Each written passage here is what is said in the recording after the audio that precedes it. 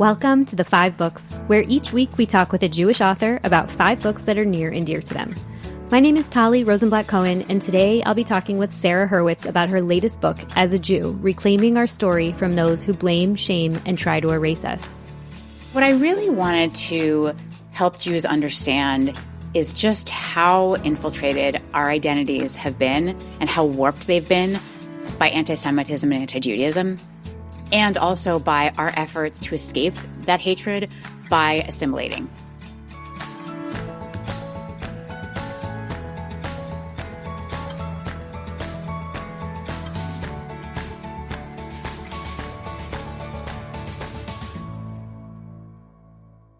From 2009 to 2017, Sarah Hurwitz worked in the White House, serving as a senior speechwriter for President Barack Obama and then head speechwriter for First Lady Michelle Obama.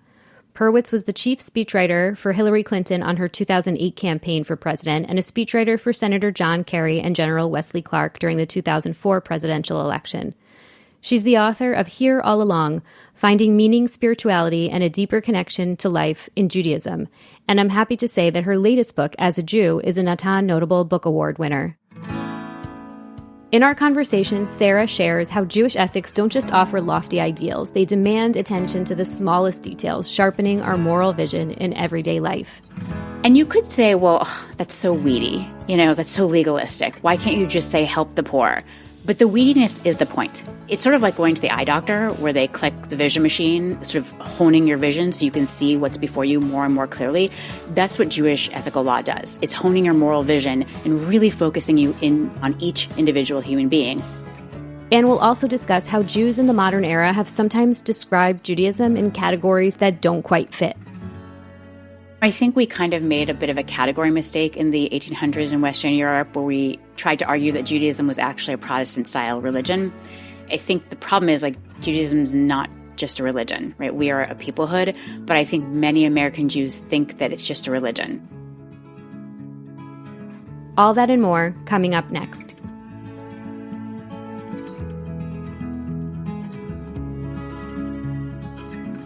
Welcome to The 5 Books, Sarah. People know you as one of the most gifted speechwriters of our time, shaping words for leaders of the highest levels of government. But today we're here to talk about your own voice and maybe your more enduring legacy in discussing your second book, As a Jew, Reclaiming Our Story from Those Who Blame, Shame, and Try to Erase Us. So I have the privilege of chairing Natan's Notable Book Award Committee, and your book was our most recent pick. And what struck me most is the way that you use the lens of anti-Semitism, not just as something external that we react to, but as a force that has subtly shaped our own narratives about Jewish identity. And you invite us to step back and see our story differently. And I'm excited to explore that with you. Well, thank you so much. It is such a pleasure to be here. And I was so thrilled and so honored to win the Natan Notable Book Award. It really meant a great deal to me. It's such a great way of just expanding the conversation around Jewish books. Your first book was called Here All Along, Finding Meaning, Spirituality, and a Deeper Connection to Life in Judaism after finally choosing to look there. And it told the story of your relationship to and understanding of Judaism and how it changed as you began to engage with Jewish texts. This book is more of an exploration of how you came to understand and reassess your earlier stance of not feeling like Judaism fit your life. So can you tell us a little bit more about that? And was there a specific moment or insight that launched this as a book-length project? Yeah. So, growing up, I grew up like a lot of American Jews where, Judaism for me was a few holidays, a couple of texts, the prayer book we held in our hand, the twice a year we visited a synagogue, and the Torah on the scrolls. I knew nothing about either of those texts. And it was a few universalist values, don't lie, cheat, or steal, don't kill. I didn't find that all that compelling. And, I kind of stepped away and had this very kind of apologetic Jewish identity. It was like, I'm Jewish, but I'm not that Jewish. I'm just a cultural Jew. Which, by the way, being a cultural Jew is beautiful. If you're someone who connects to Jewish tradition through culture, through thought, history, literature, Israel, that's so wonderful, but I knew nothing about that. Or I said, I'm an ethnic Jew, which is nonsense because Jews are of many different ethnicities and many different races. Or I said, social justice is my Judaism, which again is a lovely thought, but I didn't know what Judaism said about social justice. So I think I was just saying I like social justice and I'm going to kind of ascribe that to Judaism. So, I just wasn't all that engaged with Judaism as a young person. But then in my mid-30s, I happened to take an Intro to Judaism class. Long story as to how that happened. But I was just blown away by what I found. It was like 4,000 years of wisdom on the human condition, how to be a good person and find meaningful spiritual connection and live a worthy life. And I just thought like, oh, where has this been all my life? And, in recent years, I really, in light of rising anti-Semitism and in light of the fact that I trained to be a hospital chaplain just as a volunteer recently, and also, about a year before October 7th, I visited a college campus and I was talking to students at the Hillel, the Jewish Students Club there. And one of them said, how did you deal with anti-Semitism when you were in college? And I was so stunned by the question. When I went to college, I never once experienced anti-Semitism in the 1990s, not a single time. And a lot of these kids had felt very uncomfortable on campus because they were Jews. And so, the question I had sort of originally asked when I first started learning about Jewish tradition in my mid-30s, and I was just in kind of delight, like, oh, where has this been all my life? I now started asking it very seriously, like, where has this been all my life? And why was the Judaism that I grew up with so deeply edited? Why hadn't I seen so much of what I discovered in my childhood and young adulthood Judaism? And, this book was a deep dive into Jewish history, into understanding that actually my Jewish identity had very much been infiltrated and warped by 2,000 years of anti-Judaism and anti-Semitism and 200 years of Jews in a totally understandable and well-attentioned effort to escape this persecution. We erased parts of ourselves and our tradition in order to assimilate. And so, I began to realize that I had all these layers of shame and internalized anti-Semitism and self-hatred that I had to strip away in order to really engage with Judaism on Jewish terms, on my own terms. And this book is about that journey of discovery and then reclamation. If you've been listening along and thinking about what your books might be, we'd love to hear about it for an upcoming listener series. Tell us about 3 books that had a big impact on your life. 1 Jewish book from childhood, 1 Jewish book from adulthood, and 1 book that changed your worldview. Then just record a short voice memo with your list and email it to us at team@fivebookspod.org. We just ask that you keep the length around 5 minutes. Thank you, and we really can't wait to hear from you.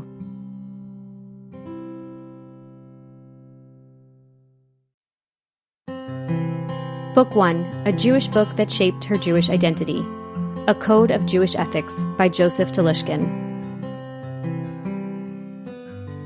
Can you just tell us a little bit more about what your Jewish life looked like as a kid?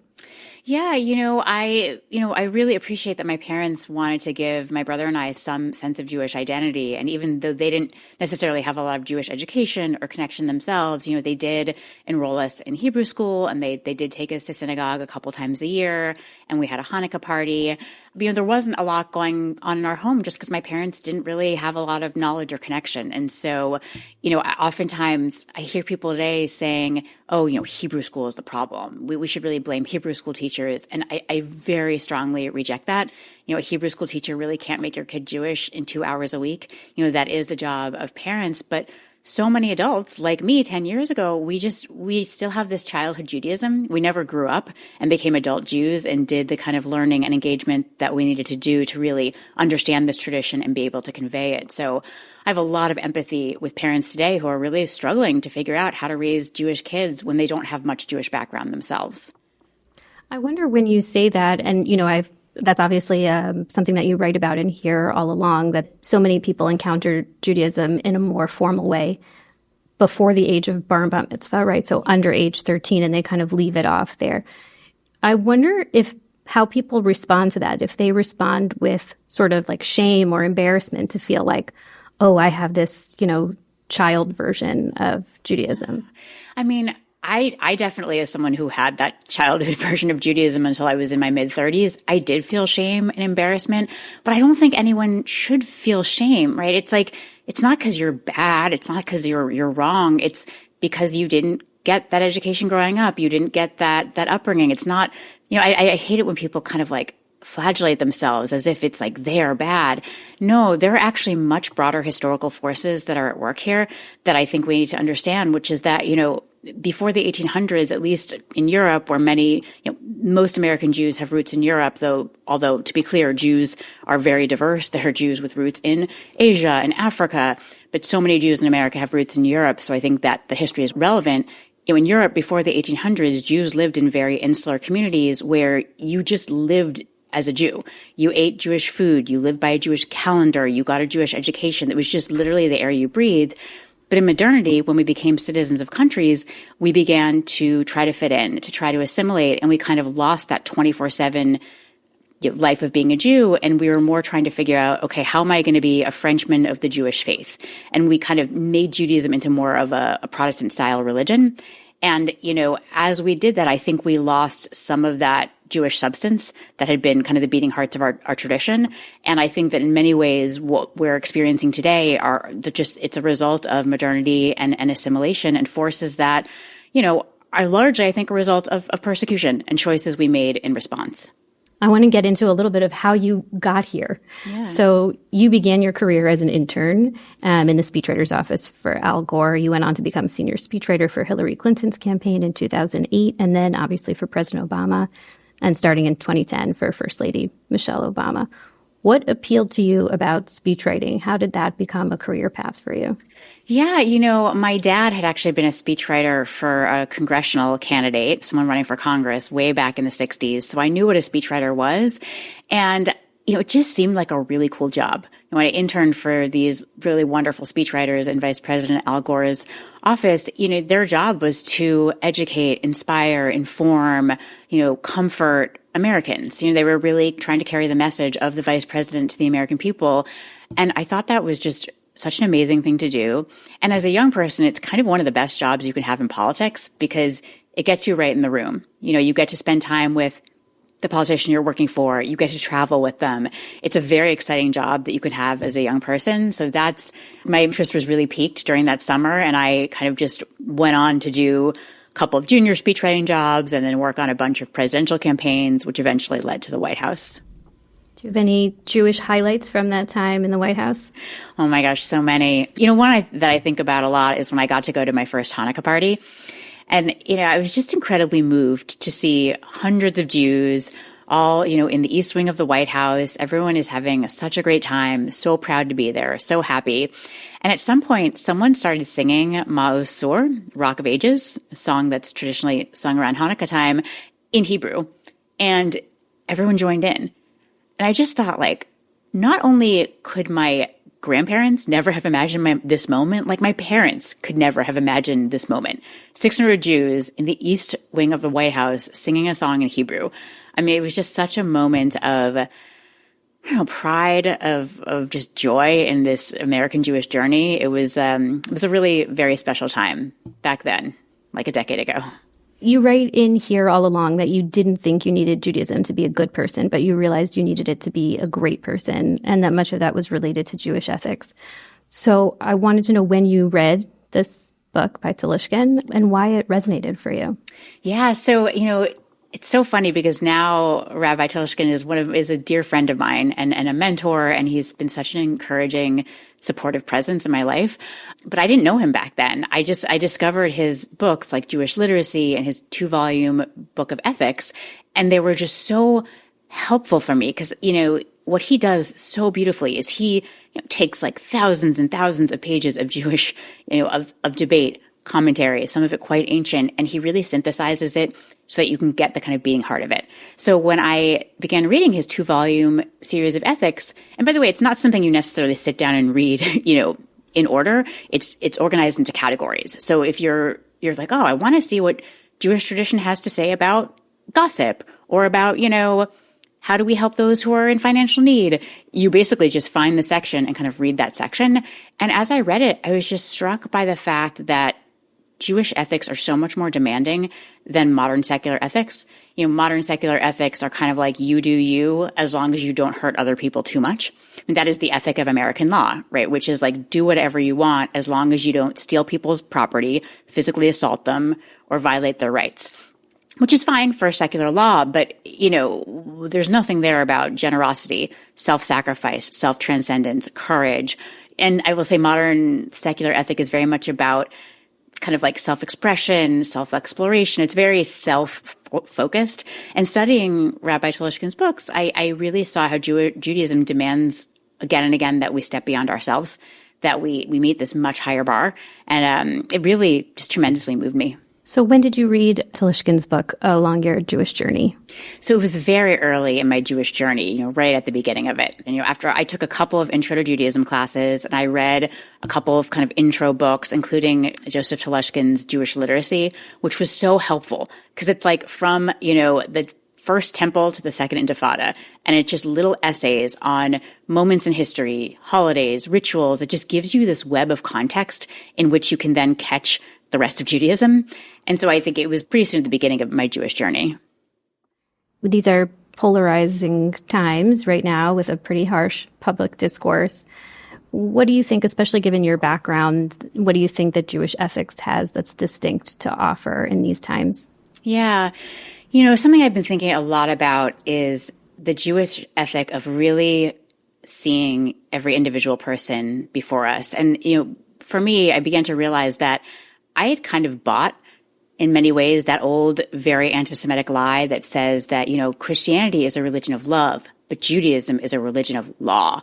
It's legalistic, it's nitpicky, it's unspiritual. Rabbi Shai Held just wrote an amazing book called Judaism is About Love, where he eviscerates this old, ugly lie. But I'd really bought it for a lot of my life. But when I actually started studying Jewish ethics, what I realized is that the specificity of our law actually sets an incredibly high bar for love and teaches us how to meet it. So, for example, we're told that if you go into a store and you have no intention of buying anything, you shouldn't ask the shopkeeper for the price of an item because then you're going to be wasting their times and getting their hopes up unfairly. We're also told that if you loan money to someone in need and a couple weeks later you see them coming down the street towards you and they still can't afford to repay you, you should actually try to go the other way. You should try not to run into them. And you could say, well, that's so weedy. That's so legalistic. Why can't you just say help the poor, treat workers well? But the weediness is the point. What Jewish law is saying again and again is consider this particular person in this particular circumstance with this particular set of needs, vulnerability. Really see this person in all of their dignity and humanity. See them clearly. And it's sort of like going to the eye doctor where they click the vision machine, sort of honing your vision so you can see what's before you more and more clearly. That's what Jewish ethical law does. It's honing your moral vision and really focusing you in on each individual human being. And I think that is the exact opposite of this modern secular ethic we have that says, no. Just divide people up into these two really crude, dehumanizing categories, powerful, powerless, oppressor, oppressed, right side of history, wrong side of history, and then love or hate them accordingly, which is sort of like clicking the vision machine backwards so that everything is so blurry that all you can just see are two big blobs and you can't even see them all that well. And I think we could really use more of that kind of ethical vision in modern society. Book 2. A Jewish book that impacted her Jewish identity, As a Driven Leaf, by Milton Steinberg. It's funny. I was thinking about it when I chose that book. It's like it cuts very deep, this book, so it's hard to kind of explain like, okay, the plot is this and this is that. But basically, it's a book that takes place in ancient times about a Jew who is really wrestling with the tension between kind of Greek ideology and Roman ideology, these kind of societies around him that seem very sophisticated and rational and logical and beautiful. And his own Jewish wisdom, he kind of devalues it. It doesn't seem as impressive to him. But what you realize over the course of the book is that there's this incredible humanity in Jewish law and wisdom that there really isn't in these other societies. And you begin to see some of the cruelty and brutality of some of these other societies that this guy is being kind of taken by.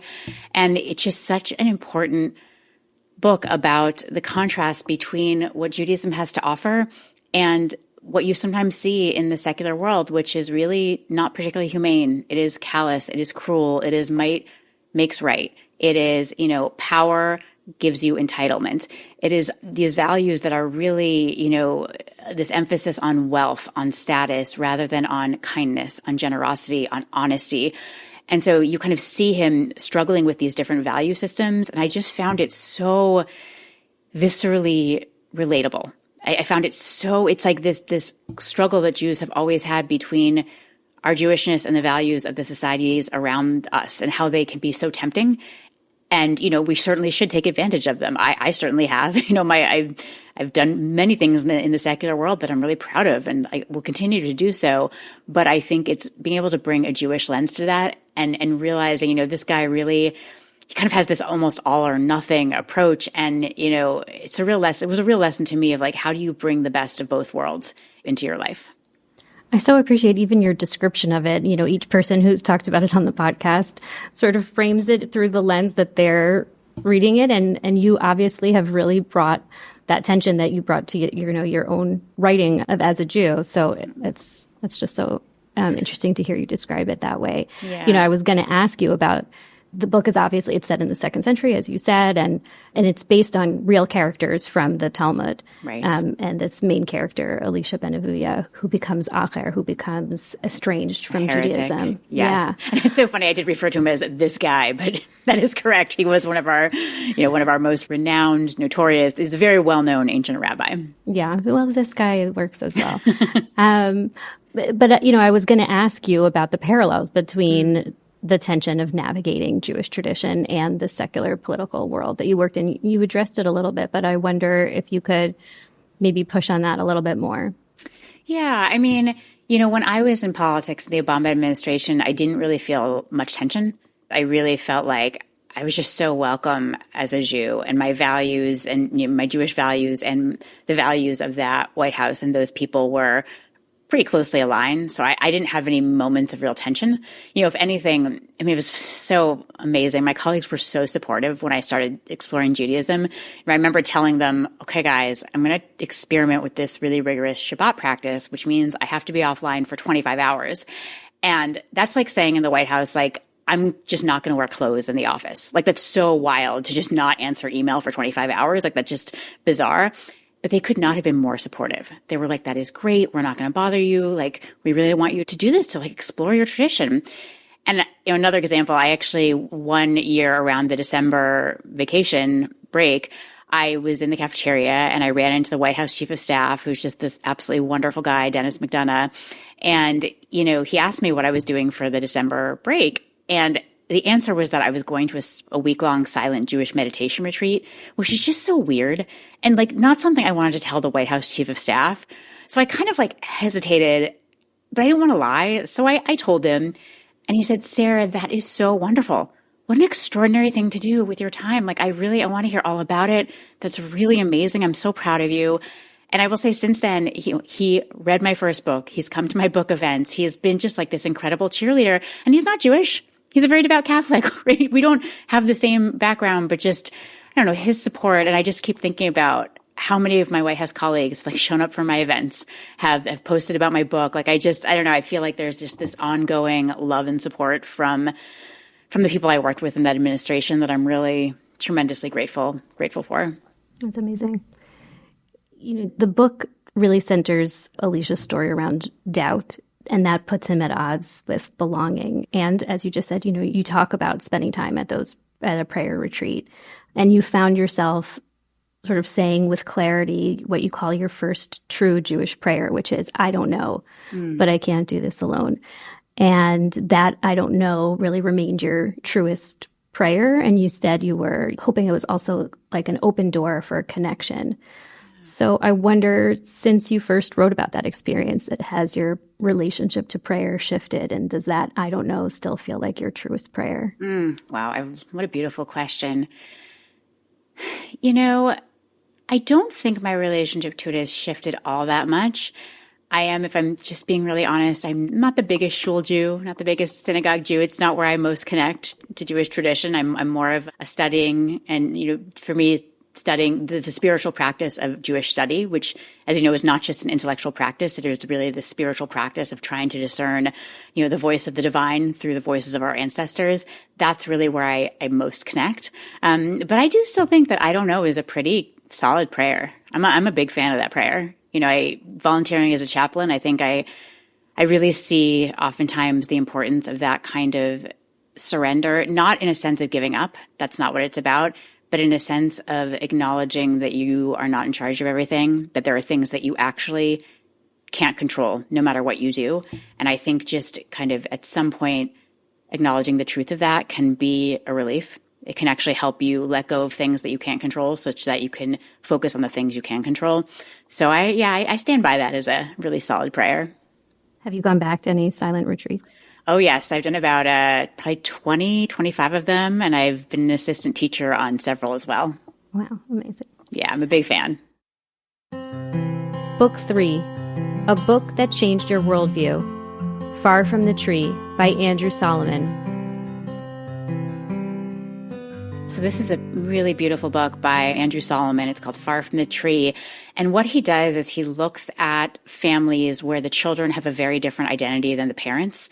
So it's families where, the child has schizophrenia, the parent doesn't. The child is transgender, the parent is not. The child is deaf, the parent is not. And he, looks at children with Down syndrome, autism, just a real diversity of identities. And he looks at how do these families navigate these differing identities? Like, how do they navigate when the parents and the kids are so different from each other? And to me, it's this incredible book about love. You just see how these parents are bridging the divide between themselves and their child, how they're coming to understand each other and love each other. And I was just incredibly moved by this book. I read it many, many years ago.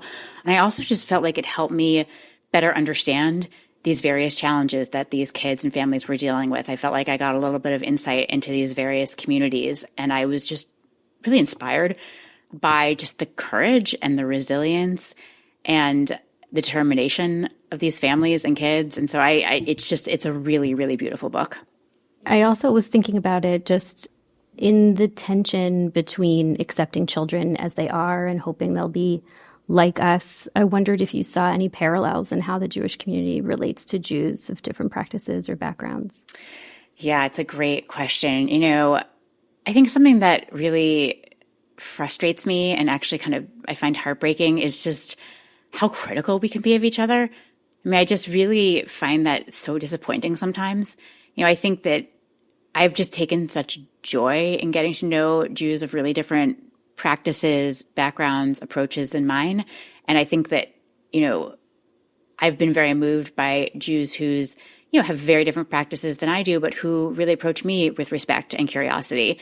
And so I do wish we could be a little bit better about appreciating each other across boundaries. I do think that's something we kind of need to work on. Yeah. And how do you see it in terms of that idea of like a big tent? I mean, so much of what you write about and as a Jew are the ways in which you understand that some Jews kind of tamp down aspects of their own Jewish identities, or certainly right now, your thesis is that people need to sort of deny their Zionism in order to fit in. Yeah. So how do you see the big tent in light of those kinds of issues? Yeah. And that was in the context of college campuses where, young people often have to deny any connection they have to Israel in order to be acceptable as a Jew, which I find just devastating and anti-Semitic. In terms of our big tent, I think the journalist and author Yossi Klein Halevi had a very interesting way of talking about this, where he just said, we don't push away our young people. It doesn't matter what they think. We don't push them away. We welcome them in. They're part, we don't do that. But he makes a distinction for, if there are really leaders of movements that are really, trashing Israel, spreading anti-Semitic tropes, using slurs, it's we don't have to welcome that in, right? Our tent doesn't have to be that big. And I think that that's an important thing because I think pushing away young people, not helpful, right? I think of all the things that I thought when I was 19 that I, did some learning and actually grew up a little bit. So just the idea of shaming and pushing away young people, I'm not a fan. I think Yossi really is onto something with that distinction. Yeah. And I think if we think about Judaism as a family, which is something that you also write about, then, how do you want to treat your children? Very much so. And this is, I think we kind of made a bit of a category mistake in the 1800s in Western Europe where we tried to argue that Judaism was actually a Protestant-style religion. And I think the problem is Judaism is not just a religion, right? We are a peoplehood, but I think many American Jews think that it's just a religion. So they look at Israel and they say, well, those people aren't practicing my religion of social justice. They don't seem to share my religious values of prophetic morality. And so forget them, right? I don't have to have anything to do with them. But I think that's a little category error in which you think those people are your co-religionists when actually they're your siblings. It's sort of saying this category is religion when really this category is your mom. So it's a category mistake between ideology and family. People of a different ideology, it's like, okay, if you don't want to hang out with them, don't. If they just annoy you, that's fine. But like family, you kind of gotta, there are boundaries. No one should be abused or hurt by their family, of course, in serious ways, of course. But it's a different bar for family. Book 4, the book you're reading now, The Siren's Call by Chris Hayes. So right now I'm reading The Siren's Call by Chris Hayes, and it is a very alarming and depressing book about how social media has basically turned our attention into a commodity and is just fragmenting our attention, is really affecting our brains, is doing things to us that are really not great. And this is something I've been especially worried about with young people. And I think it's particularly relevant to young Jews because like Judaism, it's not a tradition where you take something into your heart and are transformed. It's a tradition where you got to know some stuff. Like we engage with text. We have a really important textual tradition, and you have to be able to think critically. You have to be able to ask questions. You have to be able to hold polarities, meaning, if you study our text, it's so rare that it's like, here is one right answer, end of story. More often what you get is people holding different poles and trying to wrestle with them. We're told in the Torah no fewer than 36 times to love the stranger, care for the stranger. You were strangers in the land of Egypt. The person who is the outsider, you have to care about them. But we're also told to remember Amalek. Remember the tribe that attacked the Israelites from behind, preying on the weakest people. Remember that you have enemies who want to destroy you. So it's open-heartedness, compassion balanced with, self-defense, wariness. And I think too often, our modern social media discourse says, no, you just cling to one of those polarities and declare the people on the other side to be on the wrong side of history. And that's not a particularly Jewish approach. And so I really worry that social media has sort of broken young people's brains and their ability to do this. And I think that's pretty bad for future engagement with a tradition like ours. I love that you took any book and bring it back to Jewish ethics and back to Jewish tradition. Well done. Book 5, the author's latest book, As a Jew, Reclaiming Our Story from Those Who Blame, Shame, and Try to Erase Us, by Sarah Hurwitz. What I really wanted to help Jews understand is just how infiltrated our identities have been and how warped they've been by anti-Semitism and anti-Judaism, and also by our efforts to escape that hatred by assimilating, by, erasing parts of ourselves and our tradition in order to fit in. Like there's so much writing and thinking about anti-Semitism, which is so important. But like what I really wanted to write about was like Jewish identity and how it has been warped by this anti-Semitism. So I want Jews to kind of understand that a lot of things that they almost take for granted, that they almost kind of is the air they breathe, I want them to understand that it's not actually neutral. I actually think about the reality of growing up in a Christian-dominant America. We think in Christian terms and Christian language. So we think like spirituality is our bodies are carnal, material, kind of degraded, whereas there's a kind of spirit realm where our souls are, and that is incorporeal, and that's superior. And the goal is to kind of transcend one's body for that superior heavenly realm. That's not a Jewish idea of what spirituality is. If you read the Torah, there's a lot of stuff about our bodies and how we care for our bodies and treat our bodies. Our bodies are considered sacred as well. And there's just so many examples of the ways in which we think about spirituality and religion that actually not only make us misunderstand Judaism, but make us think badly of it. I've had multiple patients who didn't know I was Jewish talk about, the Old Testament violent and vengeful God. It's like, ooh, yikes. But those things seep in. They really affect how we understand our tradition. And I want Jews to begin to understand that so that they can begin to strip away those layers. And you use the phrase a neural groove, which I'd love for you to unpack specifically with regard to what you identify as the themes of Jewish power, depravity, and conspiracy. Yeah. So I think the reality is that, for many Jews, our only anti-Semitism education is Holocaust education. And when that's the case, it's easy to get the impression that like, okay, the Germans lost World War I, blame the Jews. Depression happened, they blamed the Jews, then they killed them. Why? Well, because of prejudice and scapegoating. But if you actually like stop and are like, right, but why the Jews specifically? The answer you kind of get is because of prejudice and scapegoating. But again, why the Jews? You never really get that answer. And the answer is because of 2,000 years of Christian anti-Judaism that paved the neural grooves into the Western world's mind that really led to the Holocaust. And I'm relying on the work of many distinguished Christian scholars for this analysis. This is not in any way my original thinking. But, if you look at early Christianity, it very much defined itself against Judaism for a number of reasons. And you have these very early ideas of Jews being diabolically powerful, just like shockingly, superhumanly powerful, of them being demonically depraved, just perverse, disgusting, bloodthirsty, and them being in a conspiracy. So while they're small in numbers, they actually work together to harm others. And you can see that neural groove of those three themes working its way through history all the way to the Holocaust. And you can still see it today in a lot of the modern kind of anti-Semitism that we're seeing.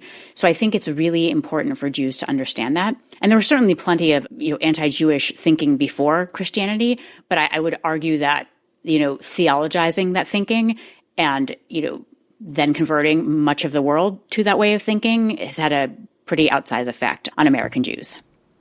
You touched on your experience as a chaplain, and you write about it in the book as well, as that having been an experience which it seems like really crystallized some of these ideas for you. So can you tell us a little bit more about your training and that experience for you? Yeah.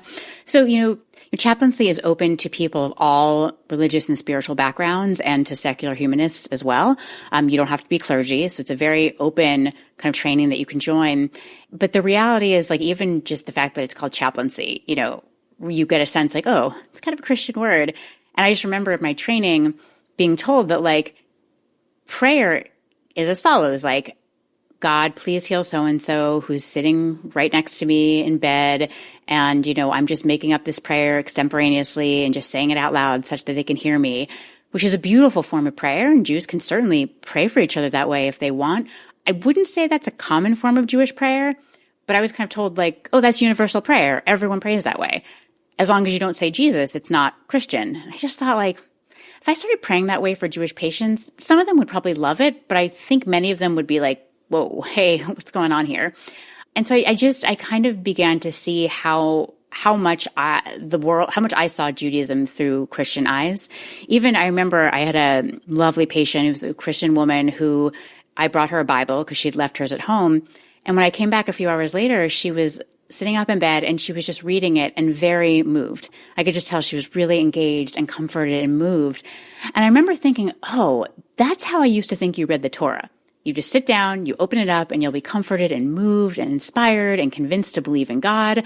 And I would not recommend just reading the Torah that way. That's not generally how we do it. It's something that we read, we study it. We have 2,500 years of commentary on it. It's not really meant to necessarily just be read straight up alone by itself. But again, I really think in Christian terms as to how I engage with Judaism. So I began to realize, and this isn't unique to Jews. All minority groups experience this in majority cultures. So I want to be clear. I'm not saying this is like Jews are the only people who've ever dealt with this. No, there are countless people who have, and I've read some of that literature and it's informed me. But I think for Jews, I don't think we've done enough work to really realize how much we're affected. Also, in maybe a more positive way, you talk about in the book how after crisis comes a reimagining in Judaism and the emergence of rabbinic Judaism post-destruction of the temple, the emergence of Kabbalah post-Inquisition, after many pogroms, Hasidut emerges, after the Dreyfus Affair, Zionism emerges. So if there were to be a reimagining to come from this moment, what would you hope that would be? I think a lot about that moment in the 1800s where, Jews were finally allowed to be citizens in Western Europe.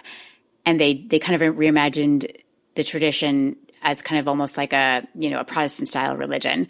And I think first of all, they were incredibly courageous.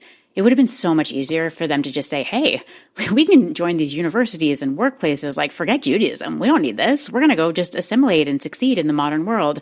Or they could have just gotten baptized, been Christians, just kept things easy. but they were really determined to remain Jewish.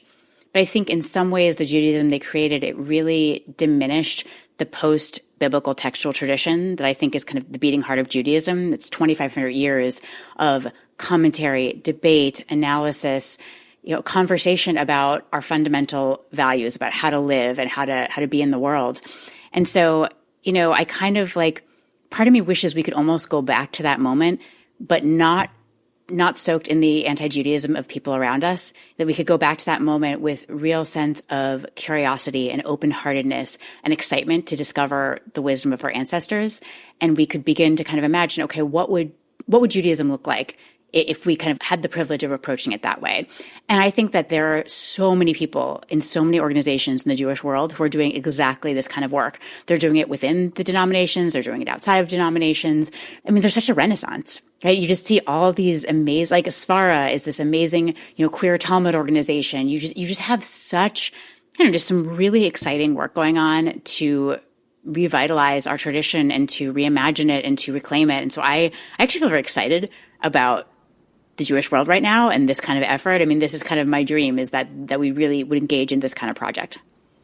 You highlight Ahad Ha'am's insight from the blood libels, and he says that while the world might accuse the Jews of anything, everybody can be wrong, and the Jews can be right. And he was referring to the fact that the blood libels were when Jews were accused of drinking Christian blood as a ritual, and that anyone who knows anything about Jewish tradition would have known that you're not allowed to drink any blood. So obviously everyone can be wrong.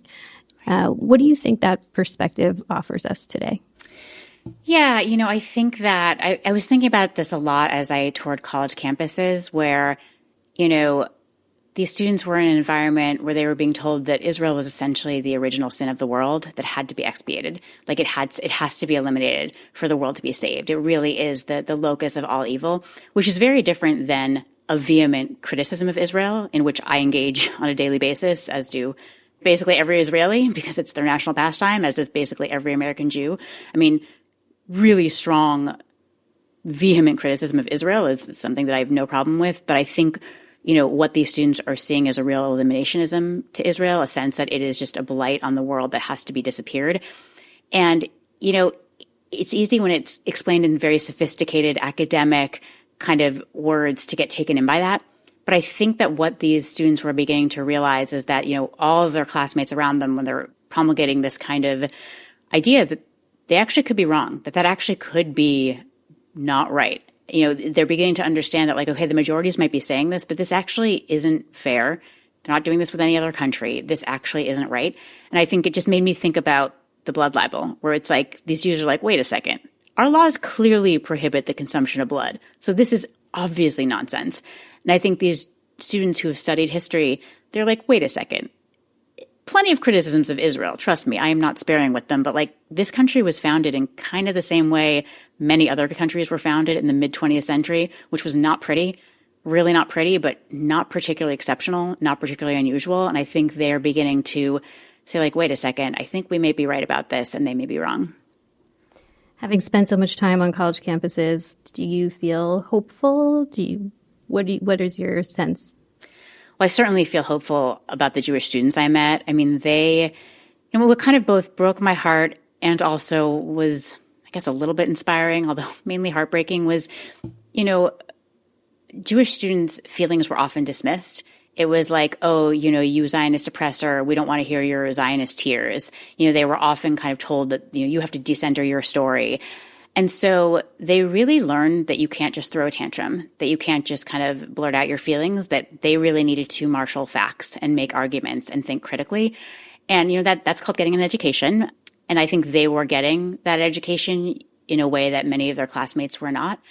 The Atlantic recently did an article, which I found to be really hopeful, which was talking about how many Jews are shifting their preferences for schools away from schools that have been pretty unwelcoming for Jews in recent years to schools like Vanderbilt and other schools that have really been pretty aggressive about protecting free speech and maintaining a really respectful environment, that have really emphasized critical thinking and civility and really kind of bridging divides. And, that makes me feel hopeful, right? That schools that are really protecting liberalism and that are kind of changing their policies and enforcing their policies, that Jews are flocking to these schools, that made me feel pretty hopeful, that Atlantic article. And what do you hope that American Jews and non-Jews will feel or do differently having read your book? I really hope that Jews will be inspired to learn deeply. And I hope that they'll be inspired to go and read my first book, which really gives a lot of background about Jewish spirituality, rituals, ethics. I hope they'll be inspired to read other books about Jewish tradition, whatever speaks to them, whether it's history, spirituality, ethics, Israel. I hope they'll be inspired to just learn deeply however they learn. Could be reading, it could be classes, it could be lectures, it could be hands-on experiences like hosting Shabbat dinner, it could be tourism, visiting Israel or Jewish communities around the world. I'm hoping that they'll engage more deeply with Jewish substance. And then however Jews choose to practice, it's really none of my business. I'm often asked, what's the right way to do this? And I so strongly push back on that very question. There's no one right way to be Jewish. I can't remember who said this. I think it might have been, it doesn't matter. Some distinguished thinker at some point in history said that the Jewish people is like a body. And to argue that the heart is more important than the liver, which is more important than the lungs, it's just nonsense, right? All of these organs have to be functioning and healthy for the body to be healthy. And I think there's something really beautiful about that. I think for the Jewish body to be healthy, we need a thriving Reform Judaism and Orthodox Judaism and this kind and that kind and these kind of Jews and these kind. I think that's what makes for a healthy Jewish body. But what I think is not great is the kind of contentless Judaism that I spent most of my life living with. That is the one, I think, wrong way to do Judaism. That's it. That's my one line. I think that once you know the basics of Jewish tradition, history, and can start learning and engaging, where you take that, I can't wait to see it. But I think that engagement with Jewish substance is what I would really hope for Jews. And for non-Jews, I hope that they will better understand Jewish history. I hope they'll better understand anti-Semitism such that they can recognize it in their own communities and institutions and can speak out about it and can be really better allies and fellow travelers to the Jews in their lives. It's so clear how study has been so important to you in your life. And also, I'm so intrigued by your journey of, a speechwriter is obviously taking someone else's ideas and distilling them. And then you've been able to take this turn and do it with your own voice, making your own views and opinions so clear to all of us. So what's next for you? So I'm hoping to continue writing books. I'm going to be starting a rabbinic program at the Hartman Institute in January, which I'm totally thrilled about. And it's such an extraordinary organization. It's such an extraordinary group of scholars and teachers, and my classmates are going to be just extraordinary. And so I am so thrilled to be able to do that. It's not a full-time program. It's part-time. So I'll continue to write and speak and travel. I don't plan to have a congregation, but I do want to continue to write and speak and teach about Jewish tradition. So we'll see where that takes me. That's so lucky for us. I'm so happy to hear that. It's lucky for me. I feel very, very privileged. It's an incredible gift. That's wonderful. Well, this was such a fantastic conversation. I'm so happy to have had you here and to have heard about all of these different books. And I wish you all the best. Oh, thank you so much. Thank you so much for having me. Thank you so much for joining us today for the 5 books. Our guest today was Sarah Hurwitz talking about her new book, As a Jew, Reclaiming Our Story from Those Who Blame, Shame, and Try to Erase Us. You can find a link to the book and all the others Sarah discussed in our show notes. If you've read one of the wonderful books recommended on our show, we'd love to hear about it. Drop us a comment on our Instagram @5bookspod or in our email team@5bookspod.org. If you'd like an email reminder to keep you up to date with new episodes, plus links to all the books we discussed, and some extra goodies directly in your inbox, you can sign up for our newsletter in the show notes or on our website, 5bookspod.org, where you can also find transcripts for all episodes. I'm Tali Rosenblatt-Cohen. Our producer is Odelia Rubin. Editorial and website support from Sarah Waring and Amelia Merrill. Music by Dove Rosenblatt and Blue Dot Sessions. Art by Elad Lifshitz of Dove Abramson Studio. Thanks especially to the Jewish Book Council.